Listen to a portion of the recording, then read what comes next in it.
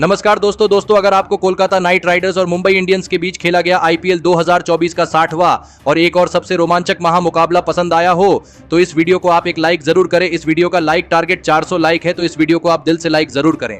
दोस्तों, आईपीएल 2024 के 60वें और एक और सबसे रोमांचक महामुकाबले में आईपीएल इतिहास की दो सबसे बड़ी टीमें एक दूसरे से भिड़ी।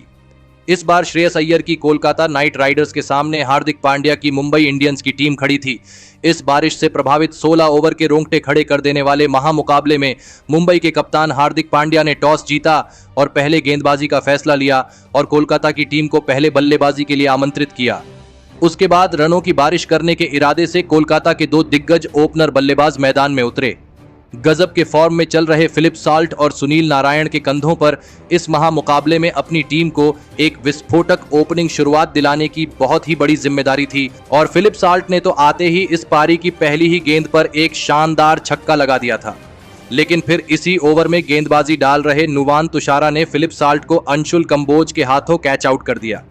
फिलिप साल्ट 5 गेंद में 6 रन बनाकर आउट हो गए। फिलिप साल्ट के जल्दी आउट हो जाने के बाद अब कोलकाता की टीम की तरफ से वेंकटेश अय्यर को बल्लेबाजी के लिए भेजा गया, लेकिन तभी उसके अगली ही ओवर में विस्फोटक बल्लेबाजी करने वाले सुनील नारायण को जसप्रीत बुमराह ने क्लीन बोल्ड कर दिया। सुनील नारायण बिना खाता खोले ही आउट हो गए।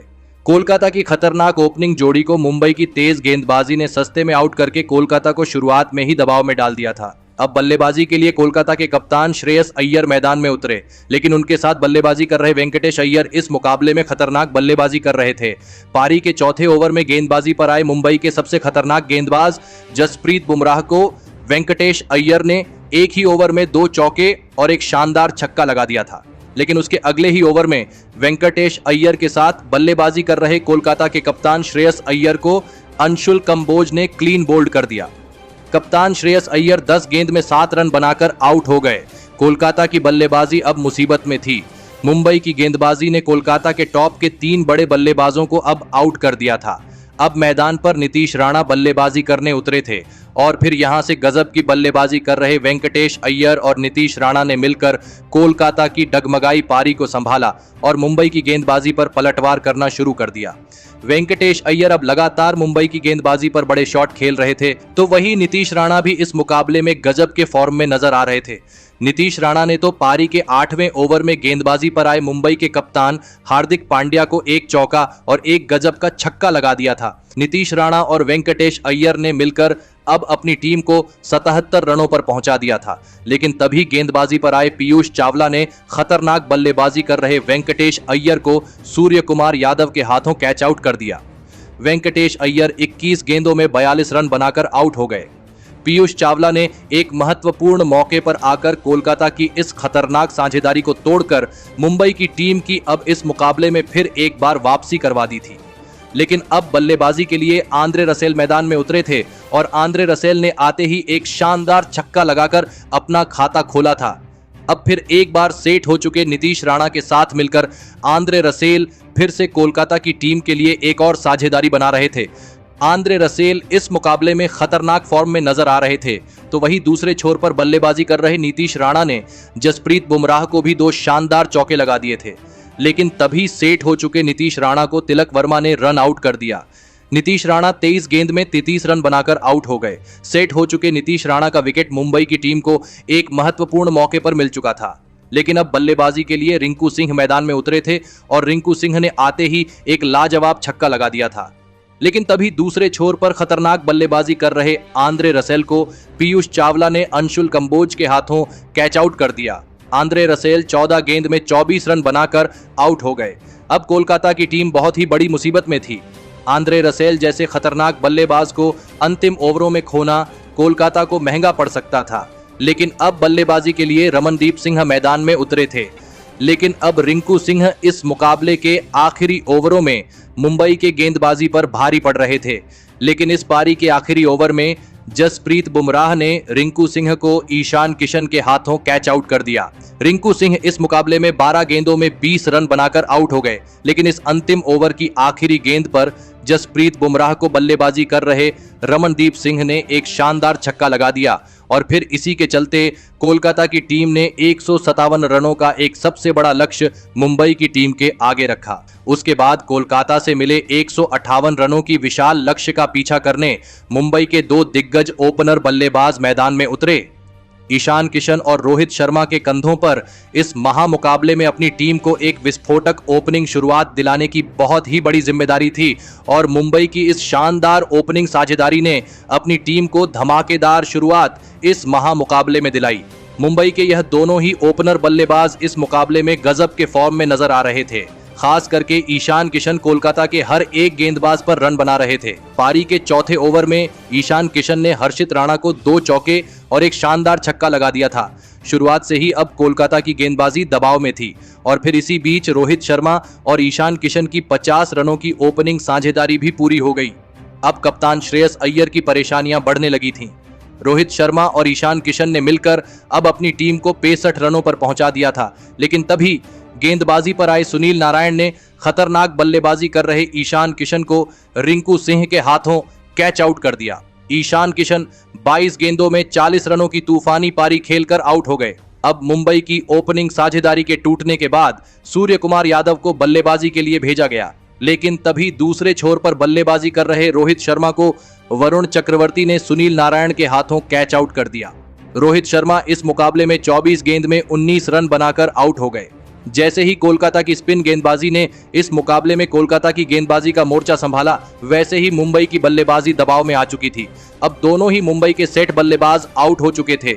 अब बल्लेबाजी के लिए तिलक वर्मा मैदान में उतरे थे और तिलक वर्मा ने आते ही एक शानदार चौका लगाकर अपना खाता खोला था।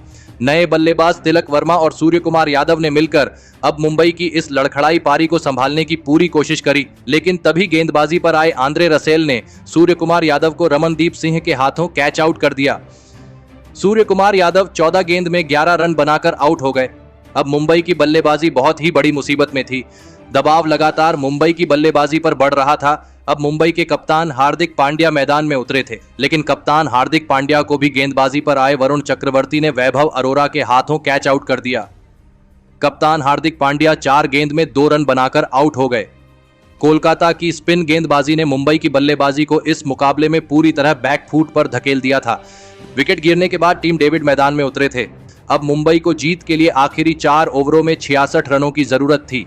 यहां से मुंबई को कोई चमत्कार ही इस मुकाबले में जीता सकता था, लेकिन पारी का 13वां ओवर डालने आए आंद्रे रसेल ने इसी बीच टीम डेविड को श्रेयस अय्यर के हाथों कैच आउट कर दिया। टीम डेविड इस मुकाबले में खाता भी नहीं खोल पाए। मुंबई की परेशानियां खत्म नहीं हो रही थीं। मुकाबला लगातार मुंबई के हाथ से निकल रहा था। अब बल्लेबाजी के लिए नेहाल वधेरा मैदान में उतरे थे, लेकिन एक छोर पर सेट हो चुके तिलक वर्मा इस मुकाबले में अभी भी हार नहीं मान रहे थे और तिलक वर्मा ने इस 13वें ओवर में आंद्रे रसल को एक शानदार चौका लगा दिया और इस ओवर में मुंबई को 9 रन मिले। अब मुंबई को जीत के लिए आखिरी 3 ओवरों में 57 रनों की जरूरत थी। अब इस पारी का 14वां ओवर हर्षित राणा डालने आए थे, लेकिन इस ओवर में तिलक वर्मा ने हर्षित राणा को 2 चौके और एक शानदार छक्का लगा दिया, लेकिन इस ओवर की आखिरी गेंद पर नेहाल वधेरा रन आउट हो गए। नेहाल वधेरा 3 गेंद में 3 रन बनाकर आउट हो गए, लेकिन इसके बावजूद इस ओवर में मुंबई को 16 रन मिल गए। अब आखिरी 2 ओवरों में मुंबई को जीत के लिए 41 रनों की जरूरत थी। अब विकेट गिरने के बाद नमन धीर मैदान में उतरे थे, लेकिन अब इस पारी का सबसे महत्वपूर्ण और 15वां ओवर आंद्रे रसेल को डालने दिया गया और आंद्रे रसेल की इस ओवर में नमन धीर ने अपने बल्लेबाजी से कमाल करके दिखाया और इस ओवर में 2 छक्के और एक शानदार चौका लगाते हुए 19 रन बना लिए। अब मुकाबला फिर एक बार पलट चुका था। दबाव अब कोलकाता की गेंदबाजी पर भी था। अब मुंबई को जीत के लिए आखिरी 6 गेंदों में 22 रन चाहिए थे। अब इस मुकाबले का सबसे महत्वपूर्ण और निर्णायक ओवर हर्षित राणा डालने आए और हर्षित राणा ने इस ओवर की पहली ही गेंद पर नमन धीर को रिंकू सिंह के हाथों कैच आउट कर दिया। नमन धीर 6 गेंद में 17 रन बनाकर आउट हो गए। अब मुंबई को 5 गेंदों में 22 रन चाहिए थे, लेकिन अब विकेट गिरने के बाद बल्लेबाजी के लिए आए अंशुल कंबोज ने 1 रन लेकर तिलक वर्मा को स्ट्राइक पर बुलाया। अब मुंबई को 4 गेंदों में 21 रन चाहिए थे, लेकिन उसकी अगली ही गेंद पर हर्षित राणा ने तिलक वर्मा को भी फिलिप सॉल्ट के हाथों कैच आउट कर दिया। तिलक वर्मा 17 गेंदों में 32 रन बनाकर आउट हो गए। अब मुंबई की टीम यह मुकाबला नहीं जीत सकती थी। कोलकाता की गजब की गेंदबाजी ने इस मुकाबले को मुंबई के हाथों से छीन लिया था और फिर अंत में कोलकाता की इसी शानदार गेंदबाजी की बदौलत कोलकाता की टीम ने 18 रनों से मुंबई की टीम को इस महामुकाबले में मात देकर इस साल क्वालीफाई होने वाली कोलकाता की टीम पहली टीम बन गई है। श्रेयस अय्यर की कप्तानी वाली इस कोलकाता की टीम ने अपने बल्लेबाजी के साथ इस मुकाबले में गेंदबाजी में भी सभी का दिल जीत लिया, लेकिन कोलकाता के इस रोंगटे खड़े कर देने वाले महामुकाबले में जीत के असली हीरो रहे आंद्रे रसेल। जी हां दोस्तों, आंद्रे रसेल ने इस मुकाबले में अपनी बल्लेबाजी के साथ साथ गेंदबाजी में भी गजब का प्रदर्शन करके दिखाया। पहले बल्लेबाजी के वक्त आंद्रे रसेल ने केवल 14 गेंदों में 24 रनों की तूफानी पारी खेली, तो वहीं गेंदबाजी के वक्त आंद्रे रसेल ने सूर्य कुमार यादव और टीम डेविड जैसे मुंबई के 2 बड़े विकेट निकाले और इसी के चलते आंद्रे रसेल कोलकाता की इस जीत में उनके असली हीरो साबित हुए। तो दोस्तों, आपको आंद्रे रसेल का इस मुकाबले में यह शानदार ऑलराउंड प्रदर्शन कैसा लगा और आप उनके इस अद्भुत प्रदर्शन के लिए उन्हें 10 में से कितने अंक देना चाहेंगे? आप अपनी राय नीचे कमेंट में देना बिल्कुल भी ना भूलें। धन्यवाद।